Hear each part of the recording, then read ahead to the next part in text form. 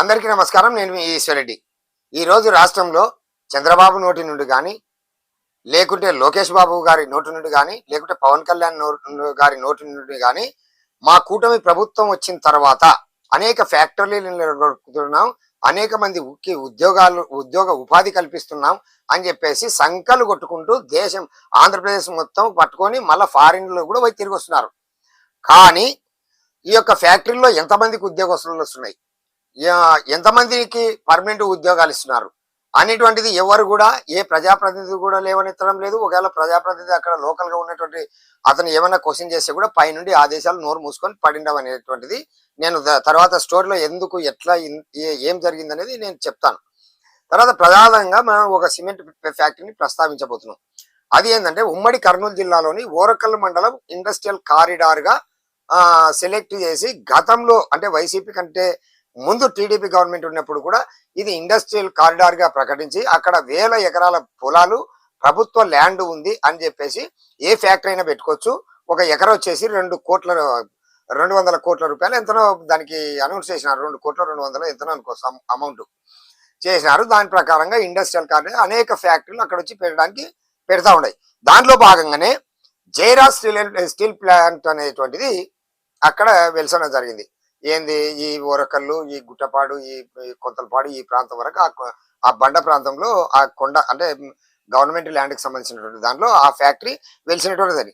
ఈ Jaira steel plant లో 1500 మంది నుండి 2000 మంది దాకా పనిచేస్తారు, ప్రత్యక్షంగా కావచ్చు పరోక్షంగా కావచ్చు.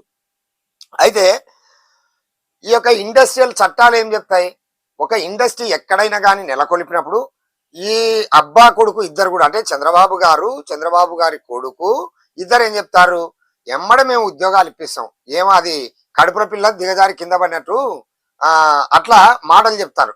కానీ జైరా స్టీల్ ప్లాంట్ లో ఎన్ని ఉద్యోగాలు లోకల్ వాళ్ళకు వచ్చినాయి? ఇండస్ట్రియల్ చట్టం ఏం చెప్తుంది, ఇక్కడ లోకల్ గా స్థానికులకే దాదాపు 75% ఖచ్చితంగా ఇచ్చే తీరాలి, మిగతా పోస్టులు నాన్ లోకల్ వాళ్ళకి ఇవ్వాలని చట్టం స్పష్టంగా చెప్తుంది.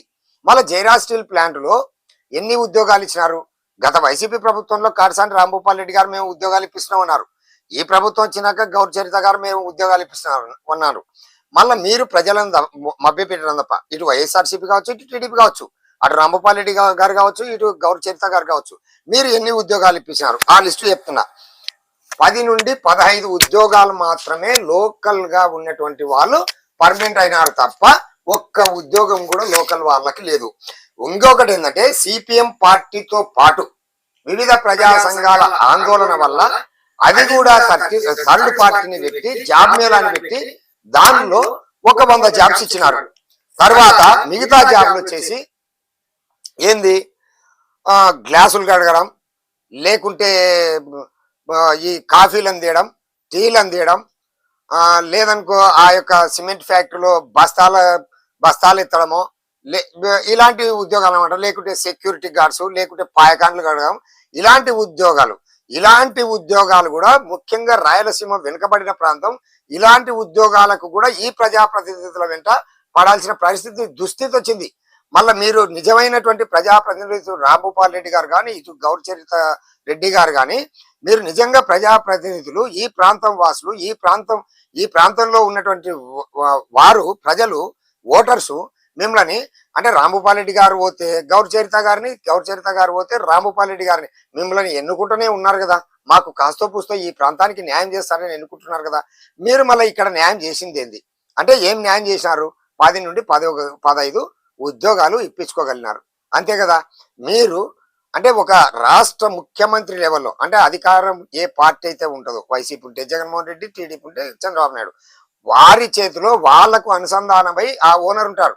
మీరు మీ నాయకుడి మీద ఎందుకు ఒత్తిడి చేసి మా ప్రాంతం చట్ట ప్రకారంగా ఇంత ఉంది కదా అని చెప్పేసి ఎందుకు నిలదీయలేకపోతున్నారు?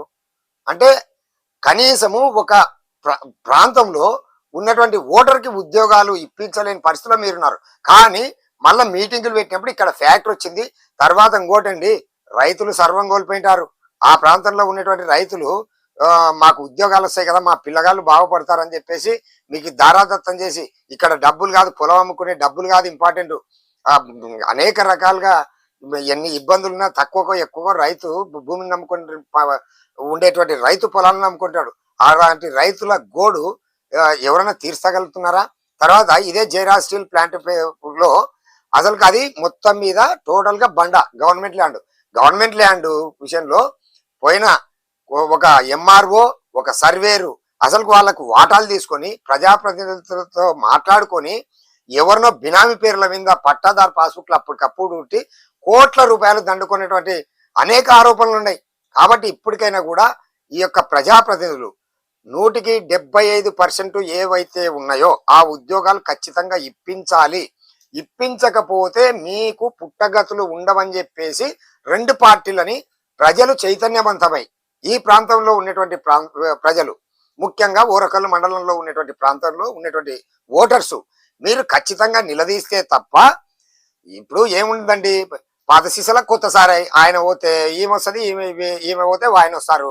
కాబట్టి మీరేంది, మీరు మా మా ప్రాంతంలో ఉన్నటువంటి మా హక్కులను మీరు కాపాడగలిగి మా మా ప్రాంతంలో ఉన్నటువంటి వారికి ఏదైతే 75% ఉద్యోగాల్లో ఇప్పిస్తేనే మీకు మనుగడ ఉంటుందని చెప్పేసి ప్రజలు తిరగబడితే తప్ప ఇది పరిష్కారం కాదని తెలియజేస్తూ చూస్తూనే ఉండండి PM9 న్యూస్.